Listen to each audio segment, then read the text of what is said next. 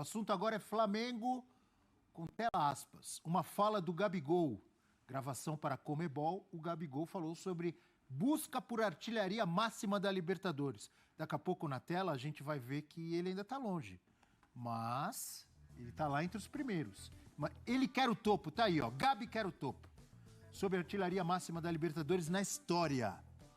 Acho possível, espero que isso aconteça.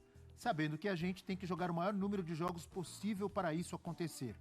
E também tenho 28 anos. Então, caso eu fique no Flamengo ou fique no Brasil, isso vai acontecer naturalmente. Entrevista para a Comebol. E aí tem mais do Gabigol. Claro que é inevitável você mirar isso. Tenho mais esse ano de contrato. Não sei como vai ser. Caso eu fique no Brasil, acho que é possível. Tudo é uma questão de adaptação, de poder jogar junto com o time e poder chegar o mais longe possível. Sempre a meta é ser campeão. Me chamou a atenção nessa fala do Gabigol, não sei de vocês, que 2 vezes ele fala com uma possibilidade de deixar o Flamengo mesmo. Caso eu fique no Brasil, ou seja, ele está considerando trocar de time no Brasil. Mas eu acho que... Pelo jeito... ele está condicionando a jogar a Libertadores, né? Porque ele está falando da artilharia histórica. Sim, de fazer, por exemplo, como o Luizão fez gol na Libertadores pelo São Paulo, pelo Vasco, pelo Corinthians. Pelo Grêmio também. Pelo Grêmio. É por isso que ele abre o leque, né? Brasil ou outro time da América do Sul, é que no momento a economia da América do Sul... Seria Brasil, né? Não permite que um time de outro... Mas tá valendo também. Se ele fosse pro River Plate, pro Boca... O Gabigol? O River? Pode, mas não é uma tendência, né? Não é. Tem, poderia fazer um alto investimento e levá-lo, mas... Contratar o Cavani?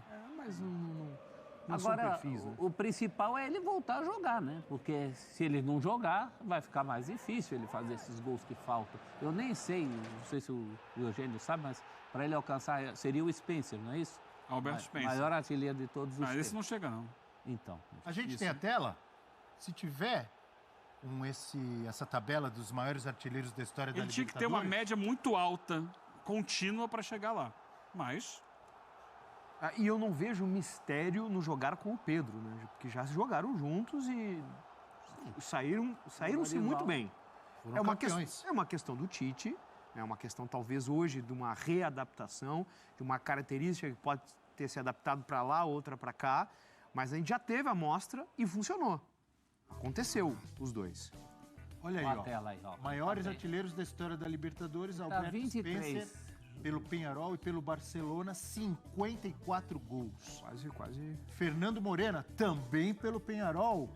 Pedro Rocha, também pelo Peñarol, por São Paulo e Palmeiras, 37 gols. O Gabigol tem 31. Pelo Santos, acho que ele fez o quê? Um ou dois? Um, né? Um pelo Santos, 30 pelo Flamengo. O Pedro Rocha... tá ali embaixo, ó. Ali.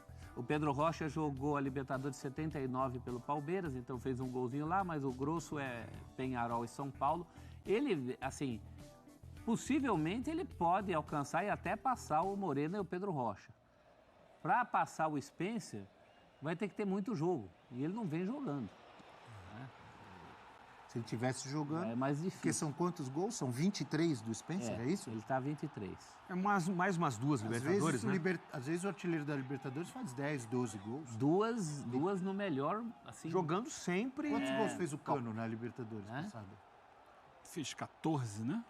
Então. Mas duas Libertadores do Cano, ele passa o Spencer. O problema é que ele não está jogando no Flamengo. Então, para quem hoje não é nem titular... É que, assim, o Gabigol teve essa média... alguns anos atrás, ele deixou de ter. Nas 2 últimas Libertadores, ele já não fez a quantidade de gols que ele tinha feito antes. Mesmo quando foi campeão, em 2022, final lá em Guayaquil, mesmo naquele ano, ele não foi o artilheiro que tinha sido em 19, em 20 e tal. Então, é muito difícil. Pode, sim.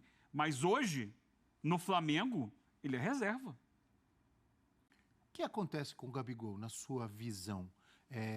Estava pensando aqui, várias vezes em que o Gabigol já tinha, não colocado no banco, não que ele foi colocado no banco, mas antes, desde a época lá de Rogério Ceni, de vez em quando ele era substituído, ainda era...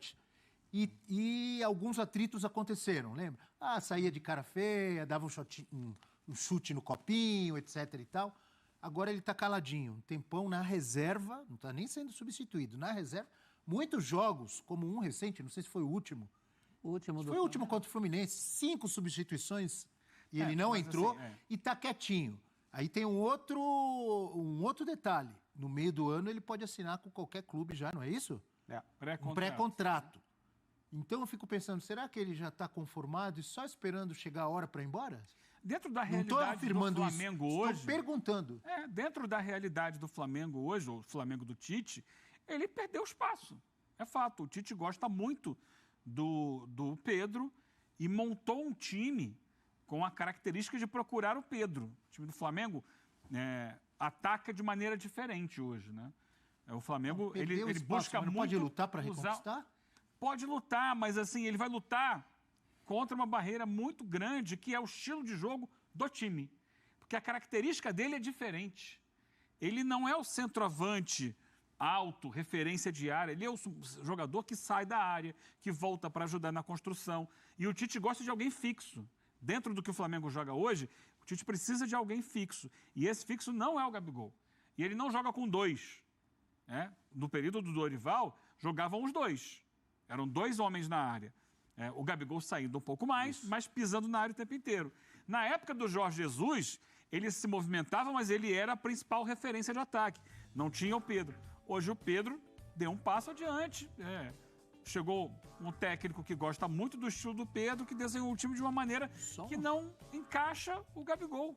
E que também, porque o Gabigol vinha de uma temporada muito ruim ano passado, em que ele fez poucos gols, em que ele não estava conseguindo render, em que ele parecia em alguns momentos fora da melhor condição física. E o Pedro está fazendo gol. Pra complicar ainda mais o Gabigol. Ele teve uma queda física e técnica, o time mudou, não foi só ele que perdeu espaço, se você fizer essa análise, o Bruno Henrique também perdeu espaço.